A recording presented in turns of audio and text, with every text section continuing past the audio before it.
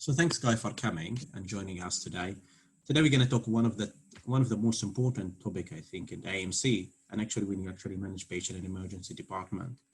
We're going to talk about headache presentations. I will give you a brief presentation about how important headache and how to approach headache patient. Then we're going to choose a case. I will need one participant to help me with that. Then we're going to have a further talk about how to actually manage headache presentation in ED. Let me see, look, a second. Yep, oh, sorry, I'm gonna go back, sorry. So the first question is that why headache presentation is very important in ED. Remember one thing, headache is very common presentations. Majority of us, or probably all of us, have headache. At least we'll have a headache presentation. We'll have headache probably once a week, so maybe once a month or something like that. Depending how busy your life. I probably have a headache once every few days because it's just busy life and that's part of work in emergency. Remember, because it's very common, people who present to the ED with headache, the majority of the time, it will be something we have to consider something serious.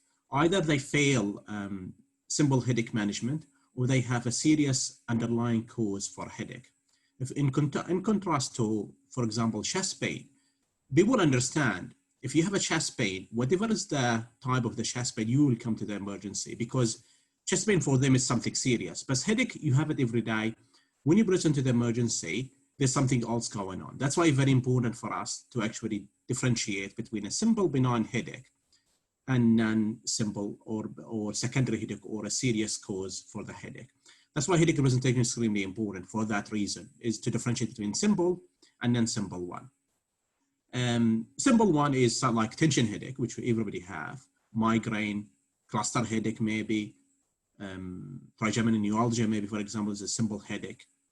Then there's a list of serious cause of headache, which we have to consider when actually approach a patient in AMC or when we see a patient in ED.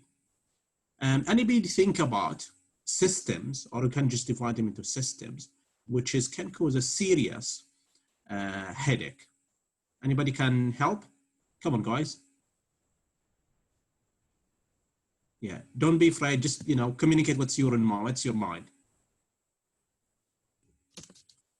Arman, what do you think are other serious cause of headache? Sorry, guys, I have to pick on you. SAH. Hello everyone. SAH, for example. What did you say, Amran?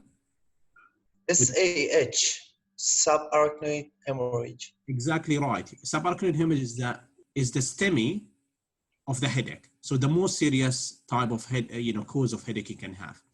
So that's include bleed. So we are talking about CNS causes. First of all, we're going to talk about bleed in the brain, which is include the most serious one is subarachnoid hemorrhage, but there's other type of bleed you have to consider also, which include subdural hemorrhage, also intracerebral hemorrhage, and on that side also you have to consider not a bleed, also you're going to have to consider a stroke. So we get a stroke, which is anterior circulation or posterior circulation stroke. So by that we cover in general under the same umbrella we call them stroke. A stroke is divided into two categories: ischemic stroke and bleed.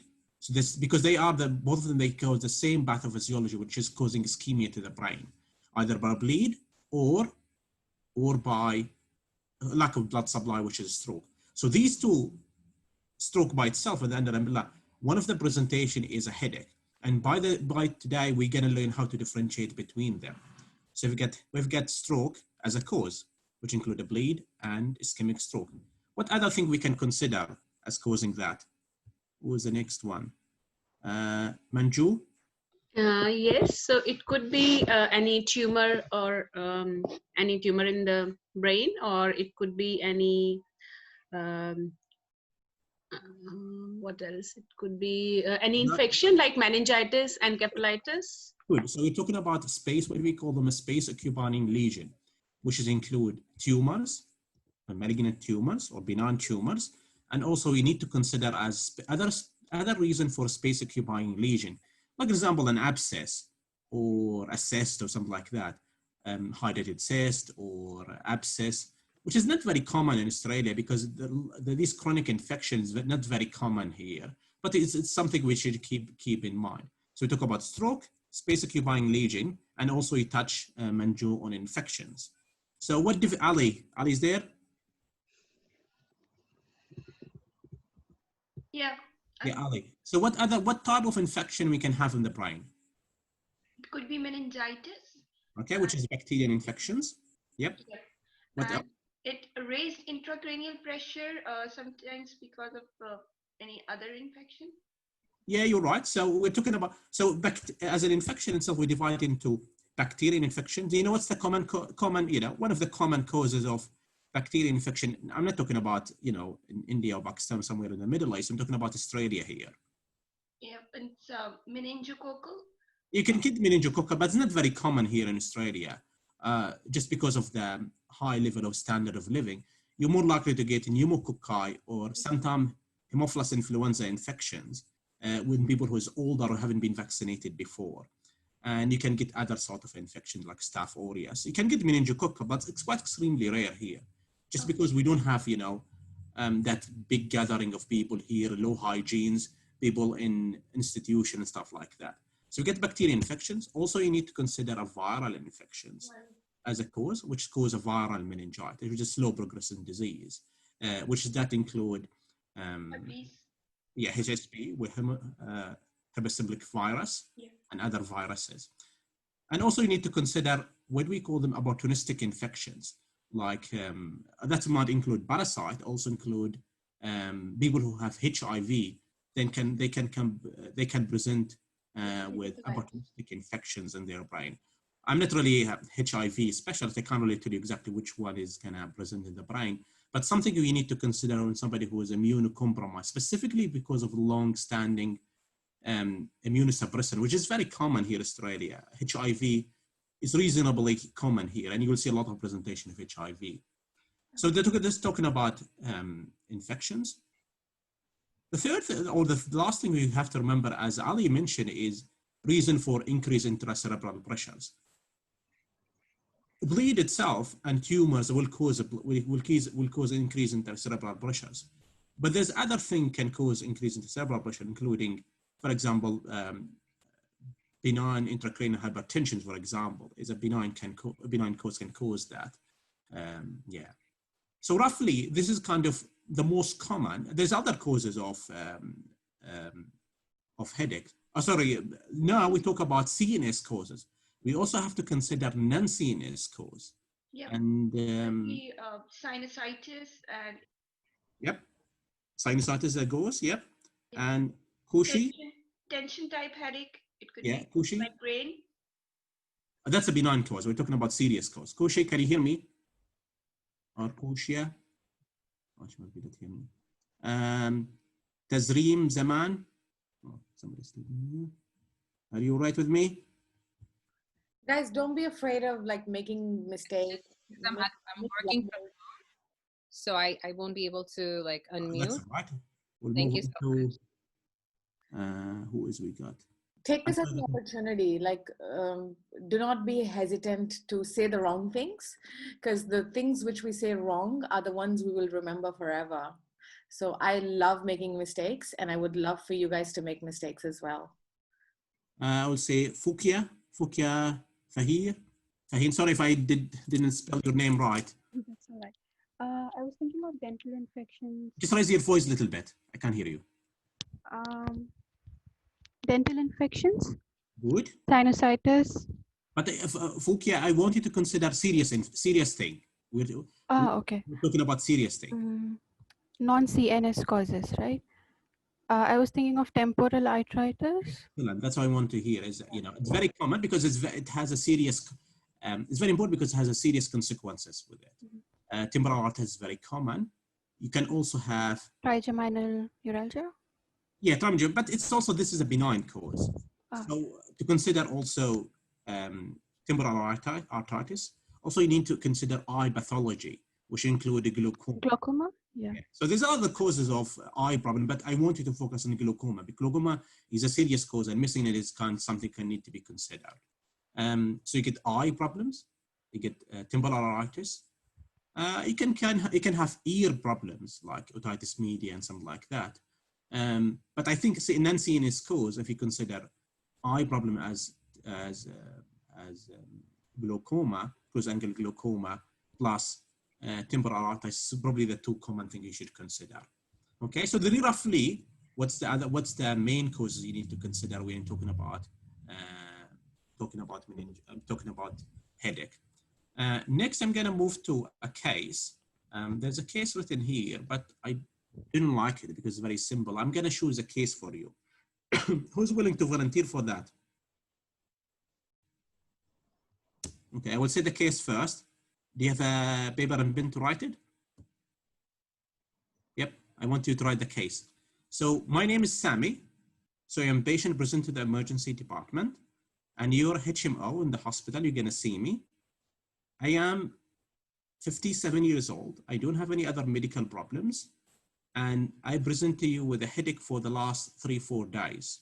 Your task is to take history, ask the examiner for, you're gonna take history for 4 minutes. You're gonna ask the examiner for 2 minutes for physical examination, relevant, I would say relevant physical examinations. And lastly, you're gonna state to the examiner your differential diagnosis. Okay? Can he give you, is it 2 or 3 minutes for reading?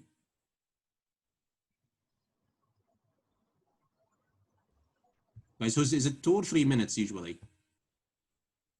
2 minutes. 2 minutes, okay. Who's gonna volunteer? Anybody raise his hand?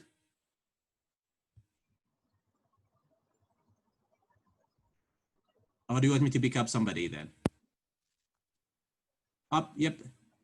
Sirisha, is it? Yes. Yeah, okay. So I'll give you 2 minutes to read about it. I will time it for you also. Okay. Is it 7 minute case or 6 minute? I can't remember. 8. 8 minutes. Total performance is 8 minutes. Oh, so then we're gonna make it more complex then. So is it, how many minutes usually the history thing? 4 minutes? 4, yeah. 4 minutes and 2 minutes for physical examination and Explaining the diagnosis or explaining the management options. okay, so we'll talk about then we're going to talk about so you're going to talk about the differential diagnosis and management there. We're going to include the management in it. And physical examination is it? A physical examination, yeah. Okay, so I'm going to time it for you 2 minutes now.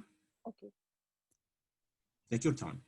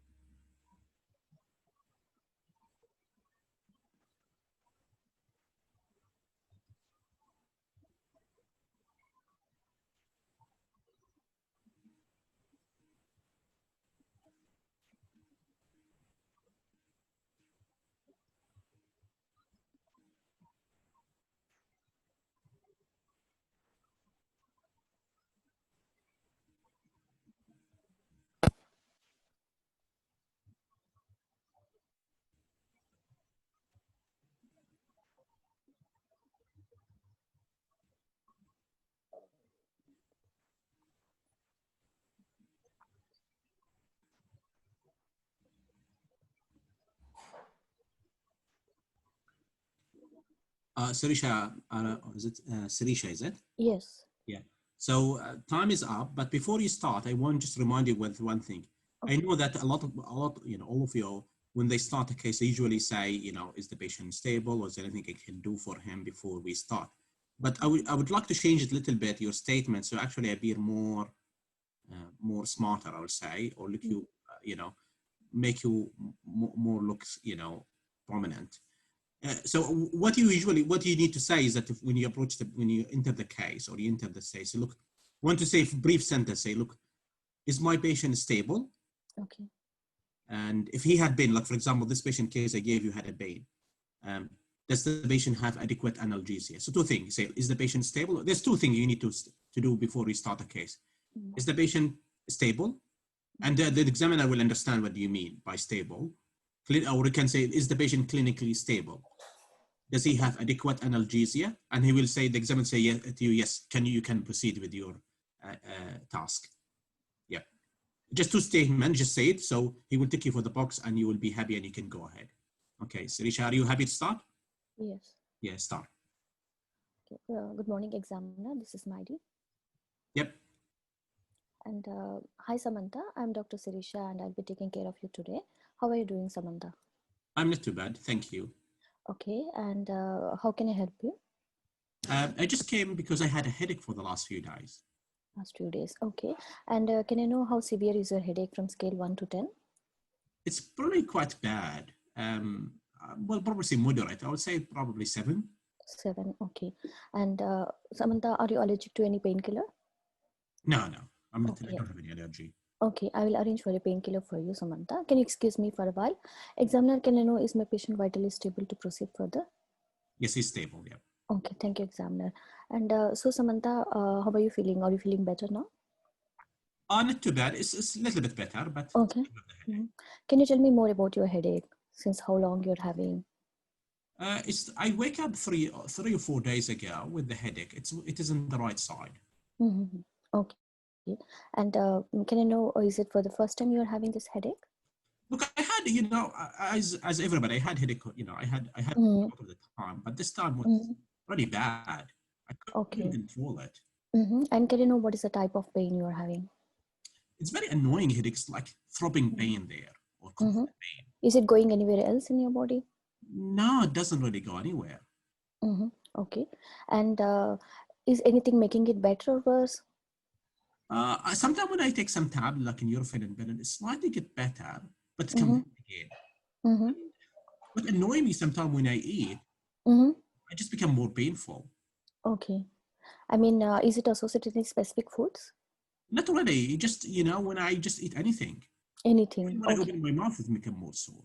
Okay. And so can you tell me more about your vomitings? No, I'm not feeling nauseated. No, at all. No. Okay. And so can you, I mean, you're saying that you're having headache, and is it increased when you're eating food? Am I right? Yeah. Okay. And so Samantha, are you having any blurring of your vision or any weakness of any part of your body? No, I don't think so. No. Okay. And I also understood from the notes that you don't have any fever and neck stiffness. Am I right? No, I don't have any fever. Not at all. Okay. And do you have any dental infections and any toothache? No, I think my tooth is okay. I did check that, but I don't think so. Okay. And I mean, do you have any past history or family history of any migraine?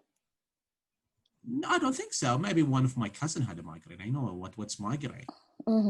Okay. And is your headache increased when you're exposed to light? And are you having any ringing sensation in your ears?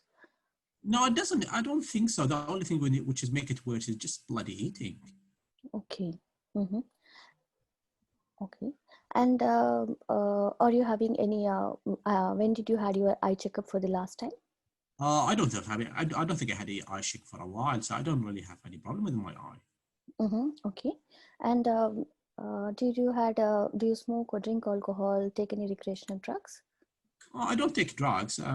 I don't smoke, and Okay. Any other medications you are on? No, just paracetamol, Nurofen sometimes when I have a headache. And do you have any significant health issues previously? No, not really. The only thing they, one of the GB, I always have a bit of shoulder pain, between the shoulder, and the GB said that I have something called fibromyalgia or something. Okay. And Right from that side. okay. And is it very hard for you to comb your hair, or No. do you, No. Okay. All right.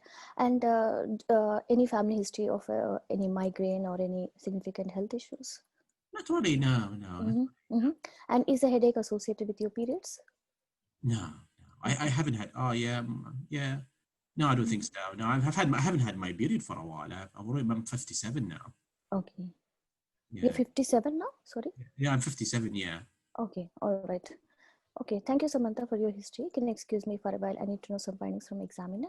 Examiner, can I know the general appearance of my patient? Patient look stable. Okay.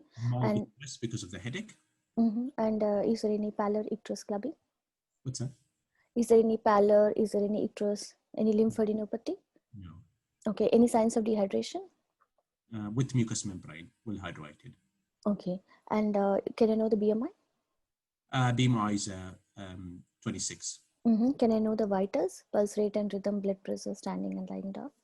Blood pressure is 120/80. There's no significant muscle hypertensions. 60 regular sinus rhythm. Saturation is 99% in warm air, and respiratory is 40. Okay. And examiner, I would like to examine the neck. Is there any neck stiffness present? No neck stiffness present. Is there any paravertebral stiffness present? No. Okay. And is there any temporal artery tenderness present? There is temporal artery on the right side. Okay. And examiner, I would like to examine the eye. Can I know the visual acuity and visual movements and fundoscopic findings? Visual acuity is normal. Okay. Fundoscopy examination is normal. Okay. And examiner, I would like to do the CVS examination. Any murmurs? Any No. other sounds? Okay. And examiner, I would like to do the neurological examination. Can I know the tone, power, reflexes? Power, reflexes, and sensation are equal on both sides and no deficit. Okay, thank you, examiner. Thank you, Samantha, for waiting. So from the history and examination findings, most likely what you're having a condition known as temporal arthritis. See, there are blood pipes. I'll draw a diagram. There are certain blood pipes which are present which supplied our scalp. So in your case, what happened? There is some dilation and inflammation of these blood pipes, and so it could be due to other causes, like it could be due to migraine, or it could be due to the meningitis where there will be neck stiffness, or it could be due to the glaucoma where the eyes are red and painful. It could be due to stroke where there will be weakness of any part of your body. It could be due to tension headache where you are in stress, and it could be due to dental infections, but there are very unlikely in your case. What I want to do, I will arrange an ambulance and refer you to the hospital, and we need to give you. What are you going to do with me, doctors? I'm going to give you the steroids presently. I need to give you prednisolone 40 mg. Okay, because this is a emergency condition, and sometimes it may affect even our vision. So we need to do even blood investigations like full blood examination, ESR, CRP, and we need to do the coagulation profile. And once you reach the hospital, the specialist might do even the biopsy. They need to take a sample of your blood pipe and do investigations, and further they will manage you. Good. Okay. Do you reckon anything serious is going to cause? Is anything serious thing can cause that? Yeah, as I told you, it may lead to the vision loss if it is delayed. But it's good that you have come early. That's good. Thank you for your help. Thank you. Thanks, Sirisha, for your help. I think you did the case very well. I noticed that you're quite organized in your case, but there's a couple of things I would like to add to you, maybe to help you a bit. So basically, when you approach the case, the first thing as I said, you approach the case, you make sure that the patient is stable, and you make sure that he had adequate analgesia. Usually in history taken, if you look at what I would advise you to do, Sirisha and other people, is that if you go to YouTube, the Medical Student Education OSCE, you'll see a lot of YouTubes about that, about history taken, about, headaches, chest pain, anything like that. See actually how do they take the approach to history. The first thing is that you start with what you call an open-ended question. What exactly you did? He said, what brought you to the emergency? So it's open-ended question. Or you can, other thing you can say is that, look, you can use the information in the stem and use it toward your benefit. Say, look, I understand you had a headache for the last few days. Can you please tell me more about it? Then the patient, this is an open-ended question. So that you open the patient, you open it to the patient to disclose what he has been actually told to say to you. He will actually guide you. What is the diagnosis? What was the task? After you have one or two open-ended question, you end up by targeting question or ended question. Is say an example of that is when you start with the headache, you start, exactly what you did. You describe, first of all, you start by the onset of the headache. When did it start? What was the, and the other important thing is that to ask about the circumstances associated with the beginning of the headache. Why do you reckon that's important for me? Khalid Ahmed. Sorry, can you repeat the question, please? I said the important thing is to ask about the onset of the headache and also to ask about the circumstances, what he was doing at that time when the headache started. Why do you think that's important? Could be any trauma, could be fall, could be. Yeah, what other thing? Could be under stress. So yeah.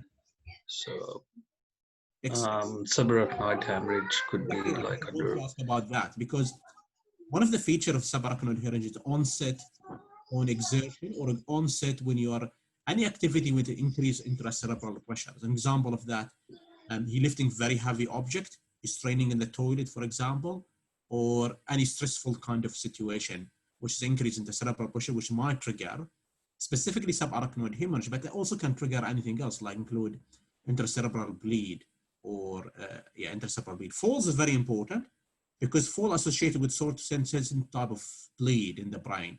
I understand that you can have traumatic intracerebral hemorrhage, but in elderly people who's age after 70 and 80s, especially people who is in aspirin, clopidogrel, antiplatelet, anticoagulant, there's something you need to consider, especially when you talk about headache in elderly people who after the age of 50, 60, 70, and 80. Umrah, Umrah. Are you there? Oh, she's in the car. Okay. Maybe Manju then. What do you think that the other cause? What's the things that can cause headache in somebody who has been having a previous falls and he's above the age of 60 or 70 and he's in blood thinners? So it could be due to medications, especially if he's on antihypertensive. I'm talking about people who tell you that they are in blood thinners or aspirin, and they had a falls. Usually it happens a lot. You'll see it in emergencies that an elderly woman, she's in 70 or 80 years old, and she's in blood thinners, and she came with a headache. And these people who is in 70 and 80, they are prone to have falls. So there's specific condition. So chronic subdural hematoma, it could be? Subdural, yeah. Subdural is actually very common, one of the common cause of a bleed in the brain, especially in the elderly, because they have atrophy of the brain, they have blood thinners. A lot of these people are in blood thinners, and they had falls, sometimes even trivial fall, a very simple fall, and then can cause a trigger, a chronic or acute on top of chronic subdural hemorrhage. There's something you need to consider, specifically when you ask the history about the history of headache in elderly. Okay, so as we said, we talk about the circumstances associated with the headaches, whether it was exertion, he had a fall previously or had a fall before it, what exactly been doing. Then you talk about the progression of the headaches, what make the headache worse. An example of, this lady had a headache which is triggered by chewing or eating. What do you reckon is that? What do you call that? Soda maybe. Soda? What the chewing or eating why trigger trigeminal neuralgia, temporal arthritis.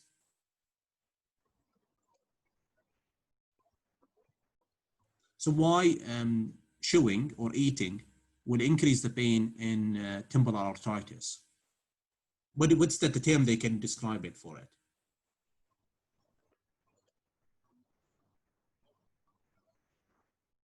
Is it what do you call intermittent claudications of the jaw? Is it right, Soda? Yes. Yeah. Jaw claudication. It's very common that associated with that. So it's very common condition you ask about. As I said, you ask about what actually relieve the headache itself. Sometimes you can have, people have increase in the headache early in the morning, or when they early in the morning, which might indicate increase in the cerebral pressure or space occupying lesion. Specifically, it's been going for weeks and months. Okay. Then after you ask about associating phenomena relieving and exacerbating factors, you also ask about radiations or other associated symptoms. And you have to be specific what associated symptom you ask for. You might ask about other CNS signs, as you described it before, is that have you felt any specific weakness or numbness in one side of your body, specifically in your, and maybe in your face? Have you had double vision, which indicate, have you noticed that your voice have changed or your speech have changed? Or have you noticed your face being untilted, or your smile is unequal? Have you noticed any eye problems? Specifically, have you noticed change in your visions? Have you noticed you have a red eye? Have you noticed any ear problems, including ear pains, discharge from the ears? Have you noticed any teeth problems, any tooth problems, or any pain from the teeth, or any swelling around the neck? Okay. Then you go ahead and ask about, we talk about the relieving associating factors and other associated symptoms. Then you can talk about what relieve the symptoms. Is it relief by analgesia? Is it a specific position relieve it, or something like that? Then you try to ask specific questions related to specific conditions. An example of that, when we talk about, we have to consider, let us go by category. So we consider stroke. We consider a stroke, which include bleed and ischemic stroke. Then we also consider infections. You're going to have to ask about symptoms associated with infection, either bacterial, viral, or other opportunistic infections.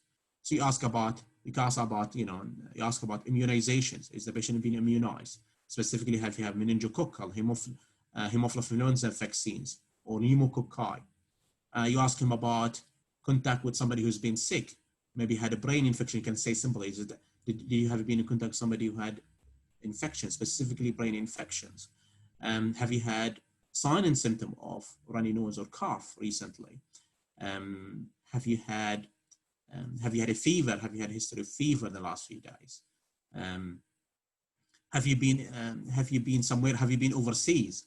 Have you been into specific crowded area like military camp or something like that? Might increase your risk of meningococci. Or have you come, for example, from Hajj, from overseas, or a big gathering, for example? Then you ask about medications and condition associated with reduction in or causes immunosuppressions. So, Kasuni, what condition can cause immunosuppressions? If the patient is having kind of steroids. What's that? Steroids. Yes, chronic steroid use is common. Also, what other thing? If patient is having chemotherapy, like the cancer treatment. Very important because of two things. Because cancer patient will be immunosuppressed because of the chemotherapy, and also they will have a risk of metastasis, specifically metastasis to the brain. And a specific condition is a very common condition can metastasize to the brain is you get breast, lung, and colon. Three very common conditions can metastasize to the brain. Yeah, and also don't forget very common immunosuppression conditions, very common in Australia, HIV, very common in IV drug user and other certain population. They, specifically homosexual patient, men who sleep with men, they are prone to have HIV, specifically if they have been overseas. Yeah, so immunosuppressive base, especially HIV, they will have a risk of, first of all, malignancy to the brain, and also opportunistic infections in the brain. Also, you need to consider, the history is whether this patient has been on specific medication which has increased their risk, including blood thinners, antiplatelets, because that increases the chance of spontaneous intracerebral hemorrhage, which can cause headache. Or that could, because of the fall, they can cause subdural hemorrhage. As I said, Also, talking about the family history, you can ask the patient about whether they have any family history of any condition. But if you want to look more smarter, you're going to have to specifically mention what exactly you want.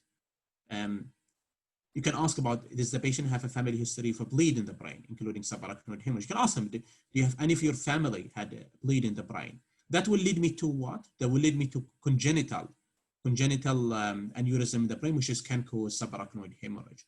Also, you can ask about history of malignancy, for example, history of brain pathology, and something like that. So that specifically, that will target you where exactly to go with your history. As who was it? Was it Sirasha? I think Sirasha, because she was quite good with her history taking by asking. I think you get to the temporal arthritis when. How did you, Sirasha? How did you get to the conclusion of temporal arthritis? Because of the increasing with eating, or because of when you ask about examination and there was a tender temporal artery, then you get the conclusion? Because of increased headache with eating, and also she had shoulder pain. Correct, you're right. Well, which is I describe it for you. Yeah. So that's basically, if you go through structure, if you structure yourself to start with, to start any case, for example, headache, or as we described it before, vertigo, you have to put for yourself a list. Is that what condition, divide them into a system, what condition can cause a headache, and how can target them by open-ended question first, then moving on to specific questions. And these questions need to be targeted toward the most likely diagnosis or the most life-threatening conditions. So I can have to rule in or rule out to help me to find the diagnosis. And when you examine the patients, you have to be very specific with your examination finding to target what specifically you want to approach.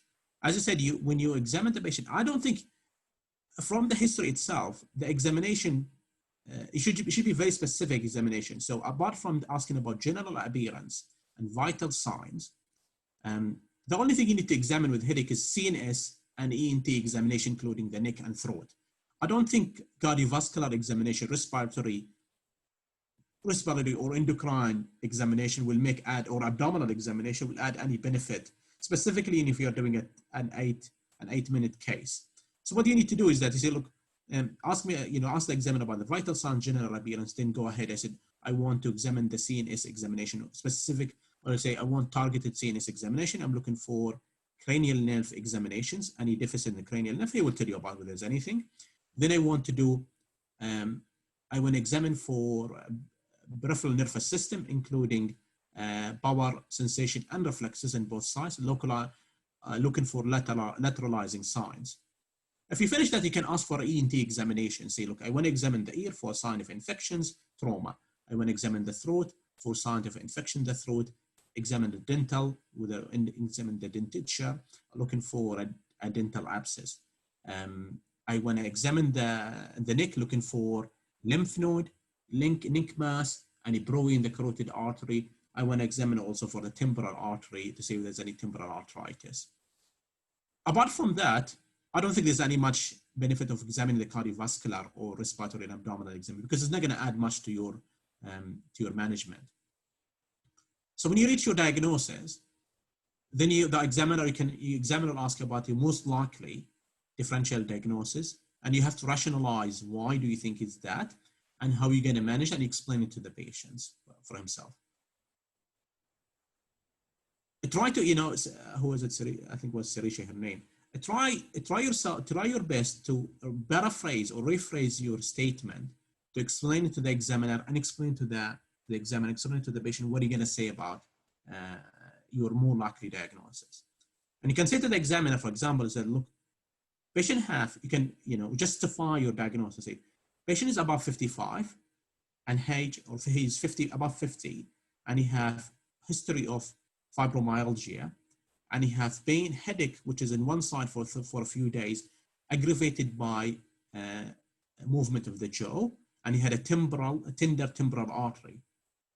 That make me concerned. You can say to the examiner, that make me concerned for temporal arthritis as the first diagnosis. I need to confirm that. And you can say to the patients, back to the patients, look, try your best to paraphrase it in a way that without a medical jargon, you explain to the patient what you're thinking about and what are you going to do about it. So explain to the patient, you've got a condition called temporal arthritis. You can ask the patient, do you know anything about it? Most of the time I'll say to the patient, I don't know anything about it. So you need to explain to him. Very simple language, not very long statement, very short statement. What is temporal arthritis? Temporal arthritis is a very rare condition, which is inflammations of the small blood vessels. And one of them is a small blood vessel run on the side of your head. But the problem with this diagnosis, you can explain to the patient, the problem with this condition is that it can spread somewhere else and cause more serious complications. And one of these serious complications is that you can lose your visions because it can involve the artery or the vessel which supply the eye, and in a few days can lead to blindness. And when you explain to him how serious the conditions, then you can actually state to him, what are you going to do about it? You're going to have to explain how serious the condition to the patient, so I can actually understand why you want to keep the patient in the hospital and why you need to give him treatment. So it's important to explain it very simply to him and explain how serious the condition to him, so he justify what you're going to do. And the patient most likely say, look, what are you going to do about it? How are you going to prevent it from happening? Explain to him is that, first of all, we need to give you blood thinners, which is aspirin. Then we're going to need to give you some steroid, because the steroid will slow the inflammation. It will stop it from going back to the eye and causing you blindness. That we're going to start from now. We're going to keep you in hospital because I need to watch you first and make sure you don't develop blindness. Secondly, I need to give you medications. I need to confirm the diagnosis. How are you going to, and the patient will ask you, how are you going to confirm the diagnosis? You say to him, I'm going to do a blood test called ESR. That will show me sign of inflammations or inflammations, which is my redirect me toward that diagnosis. I want to confirm the diagnosis. And they said, how are you going to confirm it? I want to confirm it by taking a biopsy or taking a sample of that artery and send it to the lab, so I can see the sign of inflammation. If it is that, then I can confirm the diagnosis. Then I need to put you on a steroid probably for a few weeks, and you're going to have a follow-up with somebody later on, so prevent it from happening again. So when you talk about managing the patient, if you have you start first about managing the symptoms, which is the headache. You need to give him painkillers. Secondly is that, how are you going to prevent the serious complications? How are you going to confirm the diagnosis? And where is the disposition of the patient? Is the patient going to go home? No, in this case, no. I need to keep you in hospital. And reason for keeping you in hospital because of what I mentioned is that it's a serious diagnosis. I need to confirm it. I need to watch you. And I need to organize a follow-up for you. And that's the main reason for him to stay here. I think that should probably cover the management of headache, specifically temporal arthritis. Anybody have any questions so far?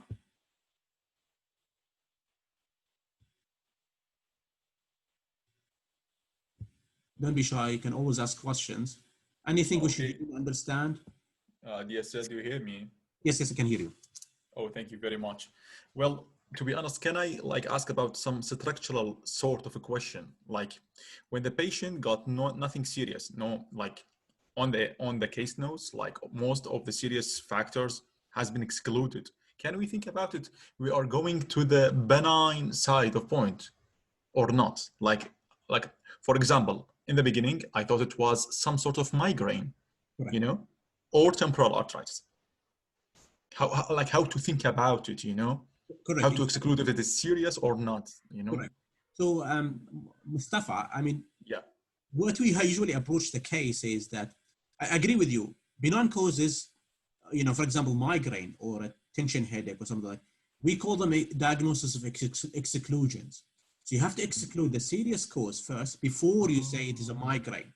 So that's why you're going to have to thoroughly go through history physical examinations before I say migraine. You remember, even people who had migraine, this lady is 57. If you ask her, she probably had a migraine before in her life. She was younger. But this time, when you ask about the history, it's not migraine. It is temporal arthritis. That's why you have to be. The other thing is that this is very tricks actually in the exam. You usually find it in most of the OSCE examination is that they write a statement, they write history for you. but they will pick up something in the history that make you concerned. Example of this, this case I gave you is that this lady is 55, 57, and she came to the hospital first time with a headache. So that's a red flag. Yeah, it's an old age. Yeah. Yeah. Yeah. Secondly, is Red that flag. headache has been going for 3-4 days. So it's not like a today headache. So it's not like it's been going on for a while, which is making me a bit concerned. And when you dig more in history, you'll find more concerning sign. She had fibromyalgia. She had pain when she increased with eating. That will direct you toward it. So when you read the stem, read it very carefully, pick up the signs. If you have a real understanding of the structure of the history and the differential diagnosis and what sort of sign you look for, you'll actually pick it up very quickly. I got you, sir. Thank you very much. So, like, bottom line is it you dig deep in the serious stuff and you leave the benign for the last, to just like exclude diagnosis. Correct. That's how you structure to be safe, Yeah. Because thank you very much. The question, Mustafa, is that how are you going to diagnose migraine or tension headache? Is there any sign? There's no. It's like it's non-specific. You have to the serious first before you actually go and say this patient had a benign headache. Okay. I see. Thank you very much. Sorry for the interruption, of course. Thank you. Right. Thank you for a beautiful answer. Oh, thank you. That's it. Anybody have any questions so far? What videos you said to watch? ASCII videos. Can you please tell? What did you hear? Sorry. The ASCII videos you said to watch. What is that? I mean. Okay, fair enough. This is advice I'm going to give it to you. History taken itself is actually very difficult. Don't take it. It's very difficult skills for us as an international medical graduate, because you're going to have to be careful with your language, how to structure your history in a way that actually help you. The best thing is that if you go to YouTube, for example, and just write OSCE history taking, it will come with a list of so many universities. They will put YouTube's videos or video about how to approach history taken for headache, chest pain, for example. And you listen to them because these are native speaker, and this is instructed by instructed by universities like American, UK, or otherwhere, where they teach medical students how to take history. This is the basic skill they teach them, and learn from them and copy them. Copy exactly the term they use, how to structure the history to reach the diagnosis. It might be simple, but you have to pay attention to them because they will help you how to structure your history. You start by open-ended question for 1 or 2 questions. Then you end up by targeting questions. For example, headache. You start talking about what circumstances associated with the headache, or at the beginning of the headache. How long it's been going on? What's the description of the headache? What's the radiations? What's the associated factors? Any specific past medical history, medications, family history, occupation. Also, you can ask, and these they will help you how to actually structure it. And if you look, there's also some books actually will help you to do that. Is that clear? Yeah. Anybody have any other questions?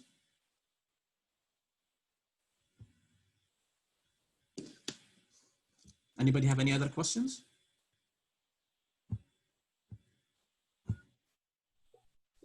Excuse me, doctor. Basically, maybe I missed it. My name is Khalid. So maybe I missed it when she presented the case. She took the history, and why she took the physical examination? There was no task in it. Oh, sorry, I did. It's not was the case on the screen. I'd actually made another case. So there was one of the tasks to take physical examination. Usually, if it's a history taking, either he will give you the physical examination on the screen, or most of the time he will ask the examiner about the physical examinations, because he wants you at the end of the task to find a differential diagnosis. That's why he'll ask about history and physical examination. Usually come together. Yeah. Anybody have questions, or we'll go to the summary?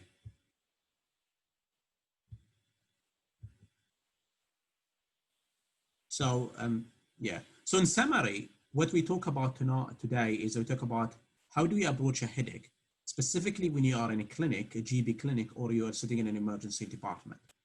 Your main task is to differentiate between benign causes and non-benign causes, a serious cause. And remember, is saying this headache is caused by benign cause, you have to start by excluding the serious cause. So the benign cause has been, you reach the diagnosis of benign cause after exclusion of the serious cause. When you approach the history and physical examinations, what helps you is you build a structure of how to find this exact diagnosis or the exact cause of the headache by looking at most likely or the most common or the most serious cause of headache. We talk about different causes. We include CNS and non-CNS causes. CNS causes, we started by under the umbrella of stroke. Under the umbrella of stroke, you've got bleed and you've got ischemic stroke. Under the bleed, we talk about subarachnoid hemorrhage. We talk about other cause which subdural hemorrhage, and we talk about intracerebral hemorrhage. Three different categories. Under the stroke umbrella, we talk about ischemic stroke. Subarachnoid hemorrhage, intracerebral hemorrhage, and stroke usually happen suddenly.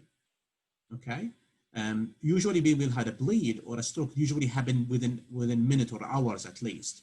Specifically, subarachnoid hemorrhage is a thunderclap. It's a thunderclap, severe headache. There's two descriptions for subarachnoid hemorrhage. They are the most severe. That's the most severe headache they have experienced in their life. That's why you have to ask about that. And abrupt onset. So we put 3 lines or 2 or 3 lines about abrupt onset.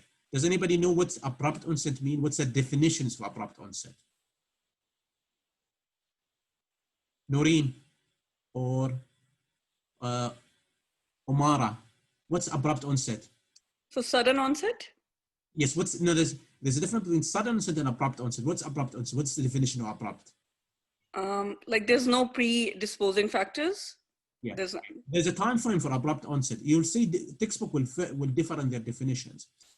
Usually they will say a headache which is started immediately and reaches its maximum intensity within 10 minutes. And some book will say within an hour times. But specifically here, to be safe, I'll say within few minutes up to 10 minutes. Different from migraine, which is gradual onset, build up within hours. Okay, so any abrupt onset make me very concerned of subarachnoid. Headache in elderly, headache associated with other thing will make concern about a bleed, intracerebral bleed, or stroke. Previous fall make me concerned about previous fall, elderly, and somebody who's in blood thinners or antiplatelet will make me concerned about acute on top of chronic subdural hemorrhage. So that covers the CNS bleed. Then we talk about infections, other category. We talk about bacterial, viral, and opportunistic infection, including parasite and other infections. That's why it's important when we ask history we ask about risk factor, which is immunosuppressions, being exposed to somebody who had a similar infection like meningitis, or being in a condition which is predispose you, coming from overseas, from overseas, coming from a military camps, coming from some area where they have a lot of people gathered together in a very confined space, which is predispose you to infections. Immunizations, very important to ask about, specifically Haemophilus influenza vaccine, pneumococci, meningococci vaccinations. Ask about immunosuppression either because of chronic conditions or because of infections or because of medications. So this should cover you for the infection one. Moving on, we move on to the causes which cause increased intracerebral pressure either by lesions or specific lesions like tumors or benign intracerebral hypertensions. That's why you ask about weight loss, history of malignancy, either in family or by himself. He had a previous malignancy, being in chemotherapies, specific weight loss. Yeah. Moving from there, we move on to non-CNS causes, which include the ear. Ask about ear symptoms. Ask about temporal arthritis. You ask about eye pathology, including the most serious one is close-angle glaucoma. That's why you ask about change in visions, red eye.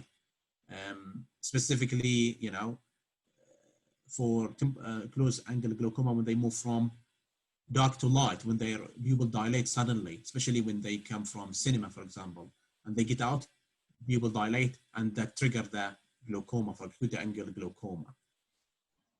So that should cover you for the causes and through history and physical examination. I said examinations, the most important thing you focus on in CNS examination include cranial nerve, peripheral signs, and head and neck examinations and temporal artery examinations. Other from that, I don't think you need to do anything about.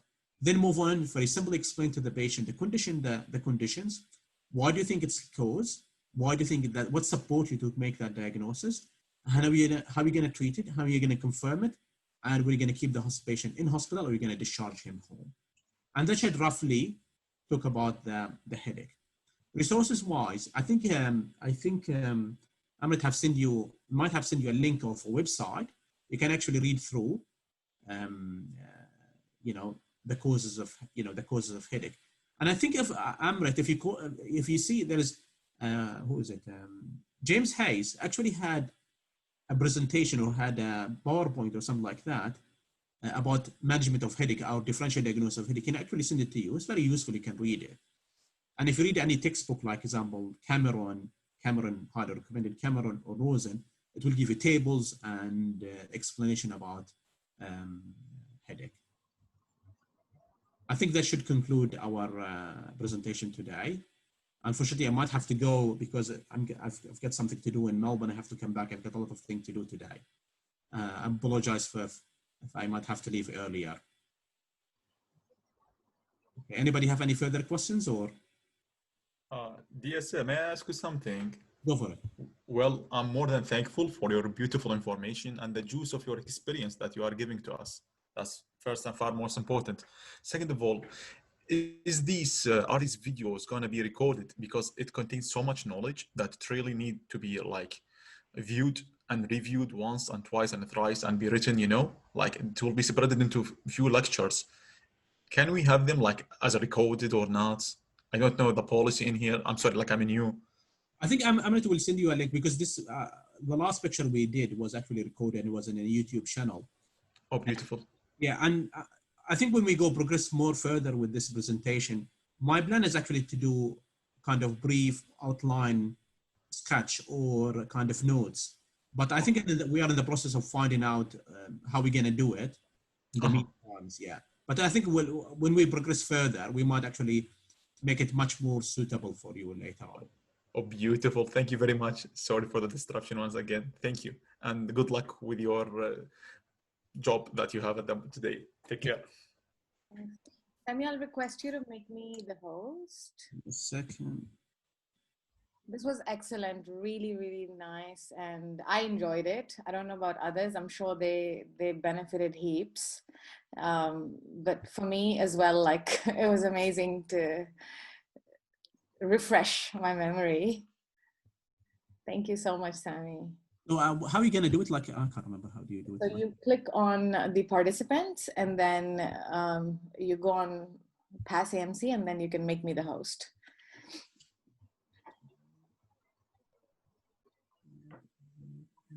So Sami has like a wealth of knowledge. He's like a walking, talking encyclopedia. And we're really lucky to have you and share all these informations, and it's amazing. Thank you, Sami. I'll make you the host. Does that work? Yeah, awesome. Thanks. I apologize, guys. I'm gonna have to leave because I've got other stuff to do. Not a worry. Thanks a lot. Really, really appreciate it. So do you guys want to have a little break, like 5 minutes before we start on pain? Yeah.